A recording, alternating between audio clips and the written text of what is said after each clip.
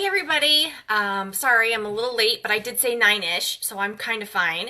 And I'm on my cell phone, and I wanted to use my webcam and everything so that this was like a nice version of it or whatever.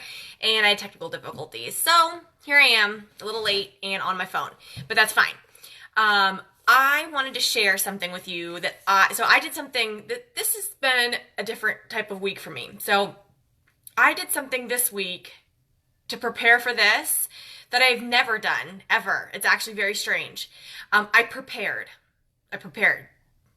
Like normally I just go live and start talking to you guys and you guys are all awesome, but this time I prepared because I heard something on Monday that has been on my mind and I've just been really digesting it and thinking through, and it stood out to me because it felt like I could see a lot of similarities, which is weird because there's nothing alike with me and this person, but and I wanted to share it with you guys. So the concept behind this live is soulmates, but not soulmates in terms of like your life partner, your spouse, but your calling, your business soulmate, like what you're meant to do with your life. So I'm going to tell you a story, and I'm not going to tell you the name. Oh, first of all, shout out to Angel for my amazing journal, which has now become my journal for things I want to talk to you guys about because I have thoughts. This is a story of a guy, not a guy I know, and I'm not going to tell you who it is until we get to the end. And you got to bear with me here because you're probably going to get a little confused, and I promise if you give me the next 6 minutes, let's say, maybe 7 minutes to take you through a little journey, it's going to have a huge payoff at the end. I promise. I've never let you down. I will not let you down now. We're talking about soulmates. I have a cup that says pour me a beer and tell me I'm pretty. I mean, we are on fire tonight. So get a cup, get something to drink, and let's enjoy the story. This kid, 19 years old, in college, on an athletic scholarship, gets an injury, can't play the sport anymore, can't play the sport, is so injured that in his college dorm, he cannot take his laundry from his dorm room to where they do laundry at this college, right? So this is in early 90s, I believe, somewhere in that time frame. So you can't just Google, like, how do I do my laundry when I'm in college and can't walk? So he did what you did in the early 90s when you were looking for a service. He went to the Yellow Pages. Imagine that, kids. The Yellow Pages used to be a phone book that was delivered to your door, and you'd flip through it, and you'd find a business, and you'd call them, and you would talk to them about what you needed. So he called around, and there was nobody in. He was living in Texas at the time.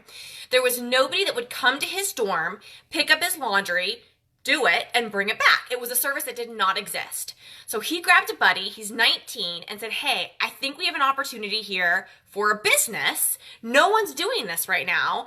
I think we should. So they went around, kind of sourced it out, figured out if it was something that people would want or not. And what ended up happening, strangely enough, is they discovered that people did want it, but it was the parents, not the kids. So the next year, their sophomore year, they set up a booth during the freshman orientation, handed out flyers, and just told all the parents, this is something all the kids do. They sign up for this laundry service. It's a great deal. It's cheap. Your kids don't know how to wash clothes. They've been living at home their whole life. So they're going to ruin it. They're going to shrink it in the dryer. They're going to stain it, whatever. You need this laundry service to protect your kids' investment of their clothing. Plus, your kid has things to do like studying. You don't want them doing laundry. That's not what you're paying for college tuition for. And they made $80,000 in prepaid laundry services that first year that they were in business. This is a 19-year-old kid and his friend. 19 and his friend. They ended up expanding that. And for those of you that might be wondering, this is not my brother, although I could see why you would think that. I wish it was. Well, no, I don't. My brother is so much cooler. But anyways, sorry, tangent. But so him and his friend go on. They expand into other schools. They ended up in like 5 colleges. He's dropped out of college at this point. He's like, I've got this easy laundry service. They sell it, and he walks away at 23 years old with $100,000 in cash. And I don't know about you guys, but when I was 23 years old, if someone gave me $100,000, I would think I was set for life. Now, as an adult, I realize that's not the case. But you know, he's 23, has nothing better to do, on top of the world with this business, does what he thinks is best. He goes to LA. Not to make it big or anything, just to hang out. He's got some friends down there. He's never been. He thinks LA would be cool. And he finds himself sitting at a cafe on Sunset Boulevard. And he's looking around, and on the side of a building is a advertisement for the upcoming Jurassic Park movie. Now, I'm from California. I live in Maryland now, and I'm from California, and I know exactly what these buildings look like. They have them in San Francisco. They have them in New York. There's a lot of different of these big cities that will use the sides of buildings as billboards. I don't know if you guys have seen it or not. If you haven't, you should Google it. It's pretty cool. If you have, you're probably like me, kind of numb to it. Like, yeah, that's what we do. We use business space as billboards, whatever.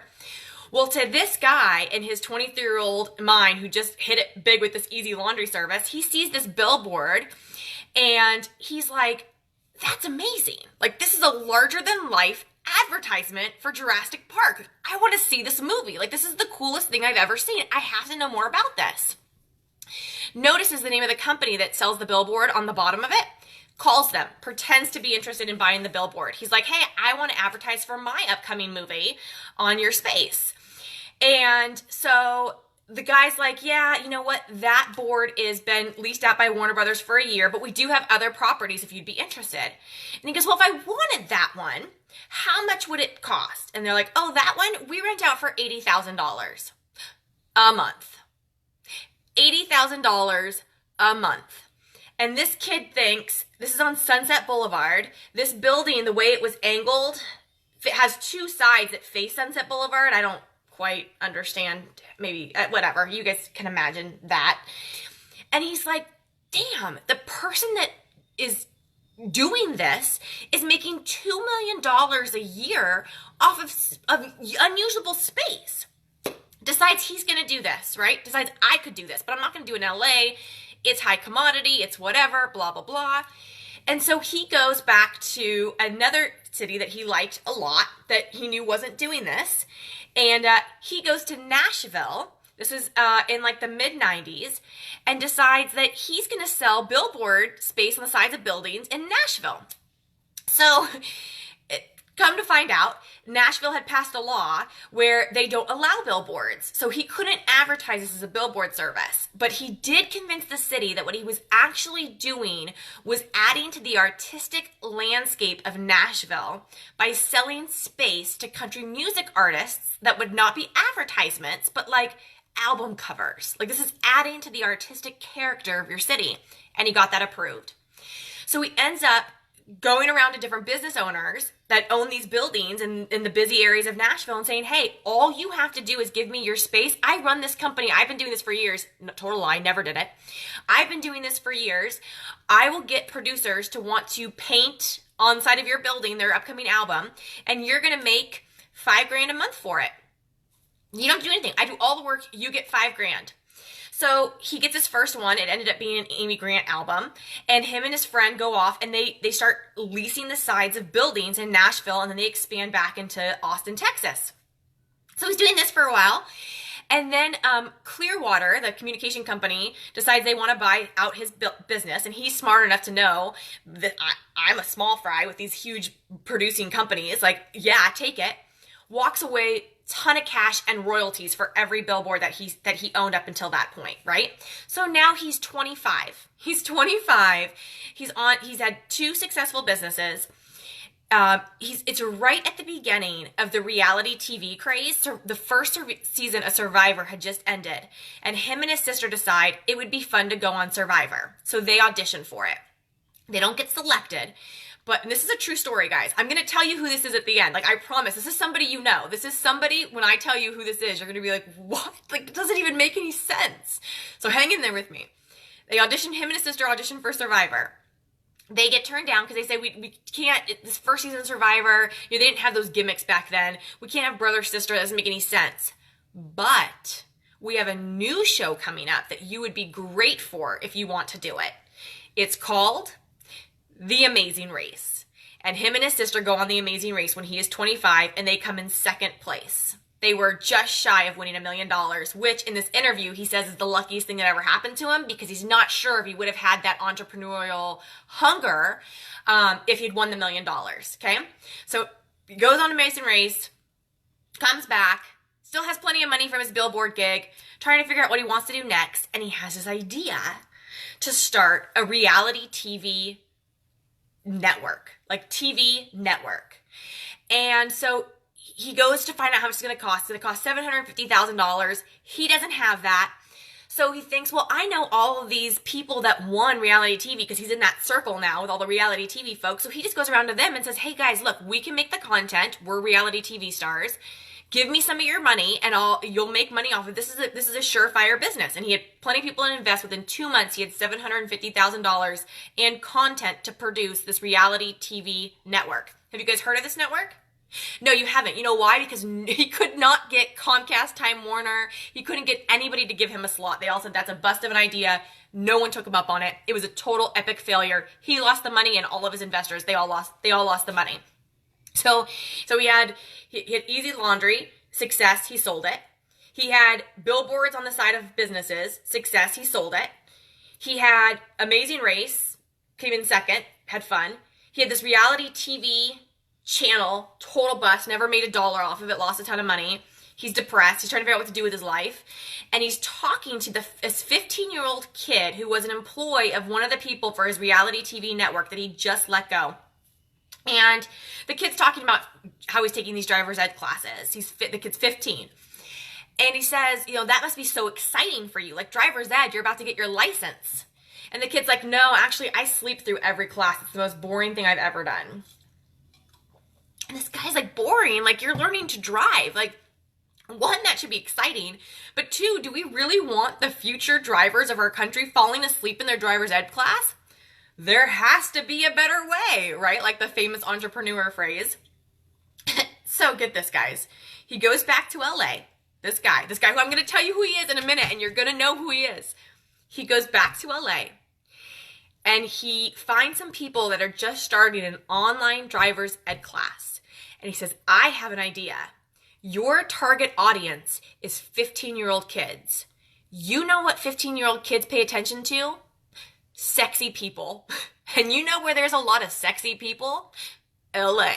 So they go out and they hire models and actors and actresses to teach driver's ed class to high school kids online. And they make a huge, very successful business out of it. And they give part-time work to models and actors that are trying to make it big in LA. Everybody wins. Young kids get hot people to look at, learn how to drive safely. Models and actors get jobs, they make money, and everybody in LA drives safely. And so 2 out of 3 is not bad. 2 out of 3 is not bad. So our friend here, our mystery man, he starts Easy Laundry. Great success, he sells it. He does billboard company, great success, he sells it. He goes on Amazing Race. That's not really a business, but he does it. Starts reality TV show, total bust, whatever. Starts sexy people online driver's ed courses. Huge success. He sells it. So he's set. His life is complete. He's now like 30. He's good to go. All these successes under his belt. He's done Amazing Race. He's been all over the world. And he thinks to himself, what am I now going to do with the rest of my life? And naturally, the same thing we would all think. What would you do with the rest of your life?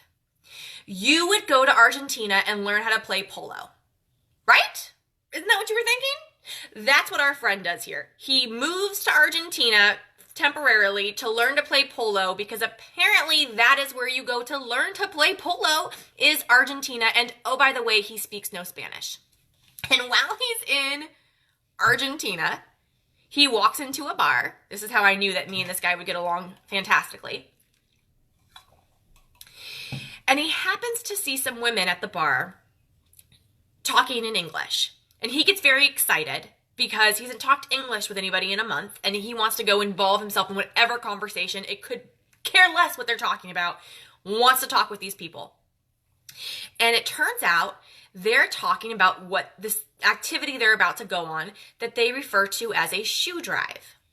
And what they do is they go around Buenos Aires and they collect used shoes from the wealthy families and they bring them to the poverty villages in Argentina for the kids. And these kids have never owned shoes before. And so he's fascinated by this idea and he starts asking them about it. And apparently he asks just enough questions for them to be like, look, we're not going to talk to you about it anymore. If you want to come with us, we're going in a week. Meet us back at this bar. We'll take you on the giving trip. And so he does. And he says it's one of the best days of his life. He goes to the village and he's there to give out all the shoes. And he said it was like 85 kids or something like that.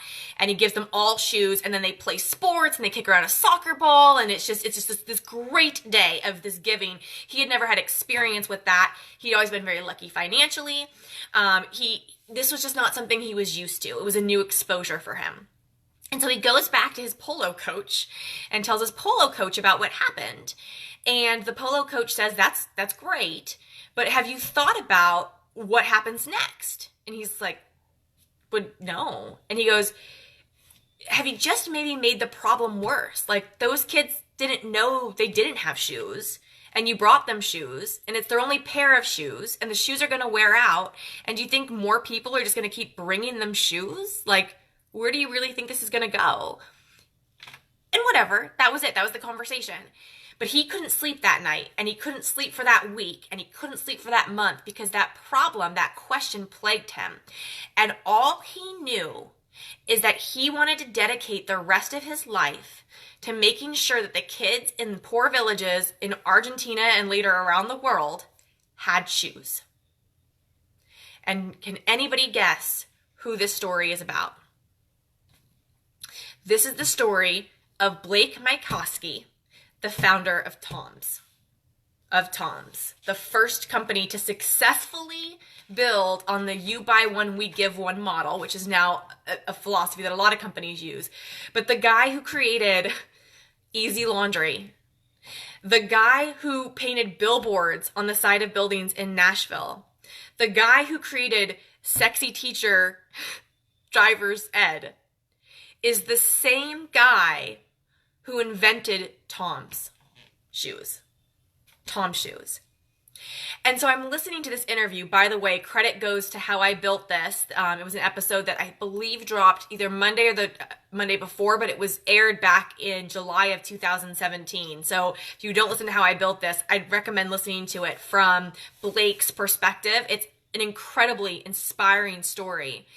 But as I'm listening to it, there were a few things that really, really stood out to me.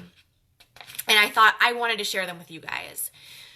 So he says that his success with his career and what ultimately led him to Tom's, which is just huge. To give you guys some perspective on Tom's, in case you don't know, hopefully you guys know what Tom's are. They're very popular shoes. They actually do accessories and now too, but they're built on the motto that for every pair of shoes you buy as a consumer, they will give one to children. They'll give a pair to children in need. That is the whole philosophy of their business. It's not we're going to donate profit. It's you buy one, we give one. You buy, we give. And Tom's, in case you didn't know, it's not his name. His name is Blake. Tom's is because he wanted the business to be called, or the slogan of the business to be the shoes for tomorrow, or tomorrow's shoes, and tomorrow's shoes wouldn't fit on the little tag on Tom's, so they abbreviated it to Tom's. His name's not Tom, his name is Blake Mycoskie. But he said 3 things throughout this interview, and I don't even know if he realized he kept repeating them, but I zeroed in on it. He said to him, it was never about the money. When he was creating these businesses, he was never thinking about the next payday. It was never about the money for him. He wasn't even sure he didn't really realize he was an entrepreneur until he was a few businesses in, and he realized he liked the hustle. But what he really liked, and I thought this was very interesting, is he said he followed his curiosity. His curiosity to finding a laundry service for what he needed led him to start a business to see if other kids needed it too. And they did. And then his curiosity about painting a billboard on the side of a building led him to go to Nashville to see if they would want it too. And oh, they did. His curiosity about why driver's ed wasn't very effective for 15-year-old kids led him to create, and it's not called Sexy People Driver's Ed, but I don't know, Sexy People Driver's Ed. And oh, by the way, it was a huge success. And his curiosity to find out if he started a business on the concept of you buy something and I give something, if people would grab onto that, it worked. So he said he chased his curiosity, and then he said he had several serendipitous conversations. Those were his words, serendipitous conversations. And Tom's went on to be the fastest growing shoe company in history. And in 7 years, had an annual sales number of $450 million a year in shoe sales. In 7 years, he went from not knowing a thing about shoes to selling $450 million worth of shoes a year. And to date, 2017 to date, I haven't looked up the new numbers, this was on the interview, they've given away over 70 million pairs of shoes to kids in need. 70 million pairs of shoes. And when I asked him how he got from Easy Laundry to Tom's, he said he followed his curiosity and he had serendipitous conversations. And you know what I think? I'm sure that's what it is. And I'm sure Blake could care less what I think. But let me tell you what I hear when I hear Blake say he followed his curiosity and he had serendipitous conversations. He followed his curiosity. You know what else that is? That's your gut instinct. That's your heart. That's your mind. That is that pull inside of you, that inner voice you have that tells you you should be doing something. You should be doing this. Whatever this is for you, you should be doing this. It's that voice that you can't ever get out of your mind that says, you know what? You should be an artist. You should be a teacher. You should be a coach. You should be a sign language interpreter. We all have it. You should be in marketing. There's a voice that's telling you should be something. You should do something.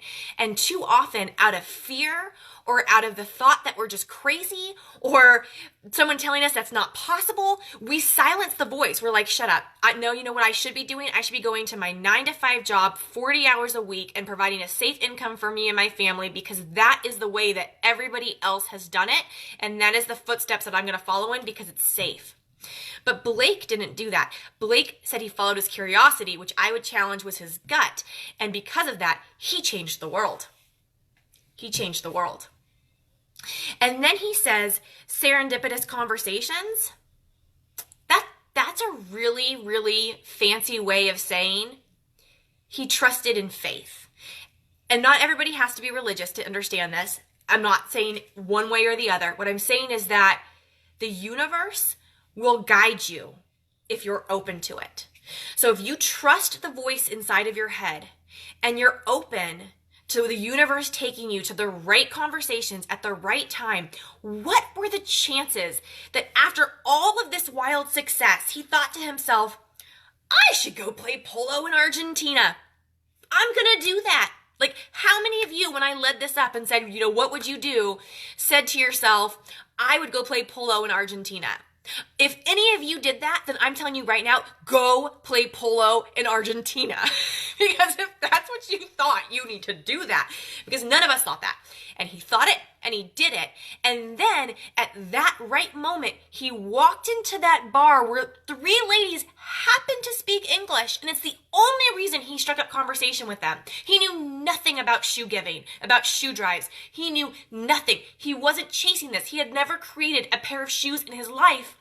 And oh, by the way, he wasn't even trying to start another business. But he was in the right place at the right time. The universe led him to where he needed to be. And then that night, he couldn't sleep because he heard the voice in his head say, you were meant to do this. What is going to happen to those kids when those shoes wear out?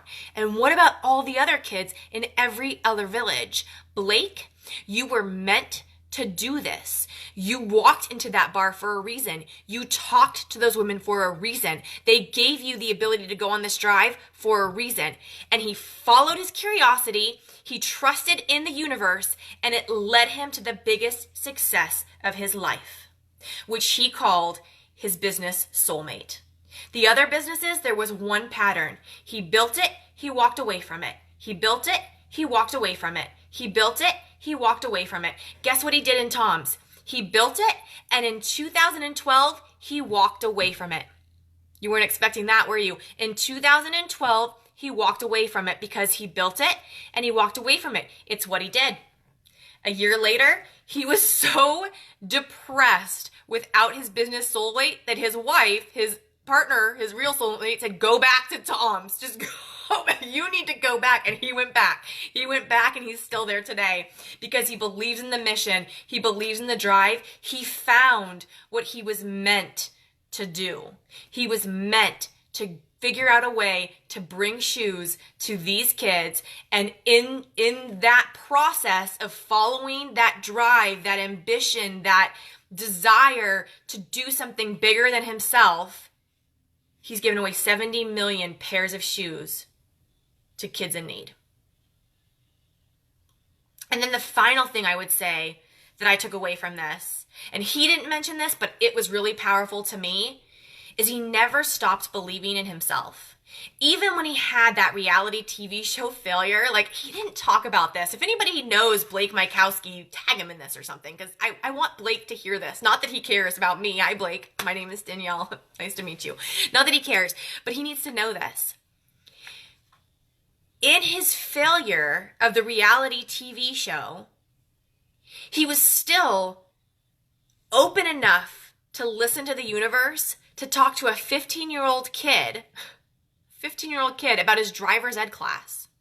And in his failure, he's still basking in the failure of losing so much money for him and his friends in this reality TV show circle. He thought, I have an idea. There has to be a better way. And that led him to the sexy driver's ed classes, which gave him enough money to sit back and think, I want to go play Argentinian polo. And then that led him to those ladies, which led him to Tom's, which led 70 million kids to have new shoes. So if anything from the story of Blake and learning about what it means to find our soulmate in business, I would say it's not really that much different than finding your soulmate in your partner in life. You follow your curiosity, meaning you trust your gut. You listen to that inside voice. You tune into it. Tune in to that inner voice, because I promise you it knows what's best for you. Don't shut it up. My inner voice has been telling me for years that I should be talking to people about the things that inspire me. It has been telling me for years, and I have not done it for 1,004 different reasons, probably all the same reasons why you're not doing what your inner voice did. And finally, the right person in the right moment in my life in a serendipitous conversation challenged me to get in front of people and start doing it. And I'm following that curiosity, and I'm seeing where it goes. And I don't know where it's going to end up, but I know I have found my calling because I did the things that Blake said to do. So I'm challenging you to find yours, to follow your curiosity, and to stay open to where the universe is going to take you, because your path is right there. It is laid out in front of you. But if you're not open-minded to hearing it, if you're not willing to believe in yourself enough to take it, you're never going to realize your full potential. So that, my friends, is the story of Blake Mykowski and how he found his soulmate in Tom's, and how I hope that all of you can use that to find your career soulmate, and I would love to know what it is. Have a great night. Stay inspired, and thank you for dazzling with Dani.